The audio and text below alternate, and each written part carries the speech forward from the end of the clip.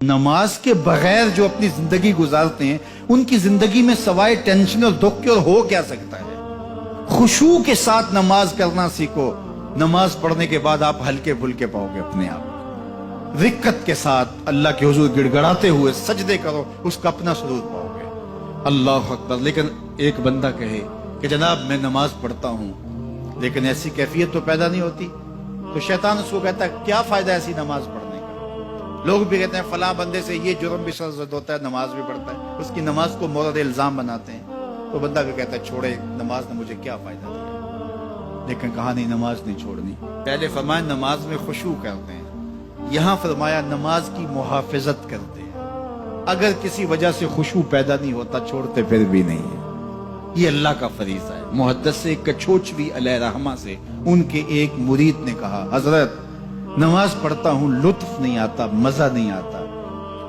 تو آپ نے حیرت سے کہا کہ اس کے باوجود پڑھتے تو ہو؟ کہا جی وہ تو اللہ کا حکم ہے, وہ تو پڑھتا ہوں. تو محدث کچھوچوی علیہ رحمہ جھومنے لگے, کہا واہ واہ, تم لطف کے بندے نہیں اللہ کے بندے ہو.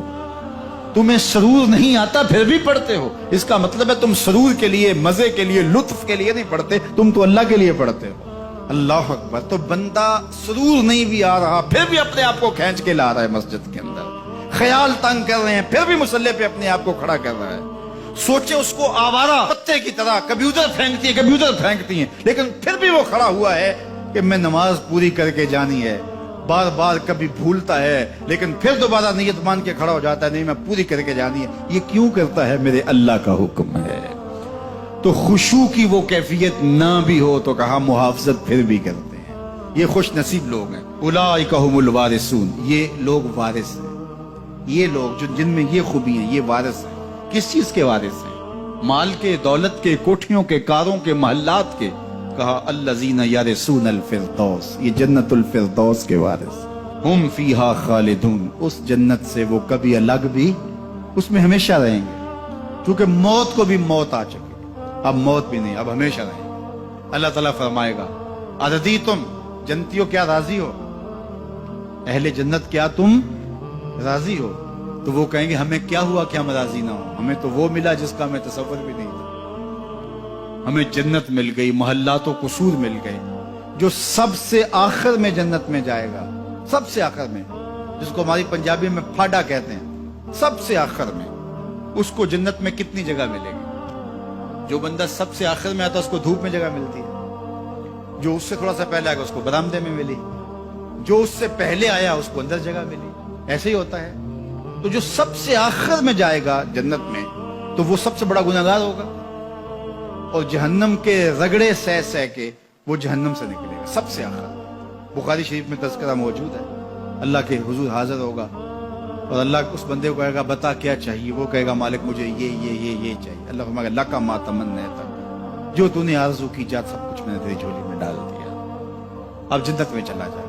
اب اس کو تو یہ ہوگا سایہ دیوار میں جگہ مل جائے تو غنیمت ہے.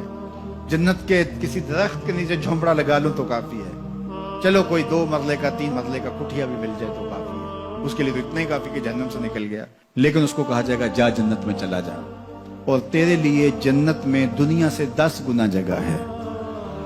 دنیا سے, بخاری کی روایت, 10 گنا جگہ. یہ 7 بر اعظم پہ پھیلا ہوا جہاں, اور اس کو 10 سے ضرب دے, اتنی جگہ اس کی ہے جو سب سے آخر میں جائے گا. جب اللہ یہ فرمائے گا تو وہ کہے گا اتسخر وانت الملک, میرے رب تو مجھے رب ہو کے مذاق کر رہا ہے, مالک ہو کے مجھ سے مذاق کر رہا ہے, بادشاہ ہو کے مجھ سے مذاق کر رہا ہے. اس کو لگے گا ہی نہیں کہ مجھ کو, میں ساری زندگی پاپ کرنے والا لیکن ایمان کا چراغاں تو اندر تھا.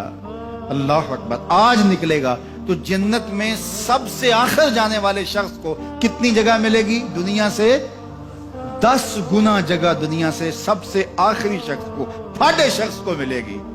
پھر بلال حبشی کی جاگیروں کا عالم کیا ہوگا؟ ابو بکر و عمر کی جاگیروں کا عالم کیا ہوگا؟ بابا فرید گنج شکر, داتا گنج بخش علی اجویری, شیخ احمد مجدد الف ثانی کی جاگیروں کا عالم کیا ہوگا؟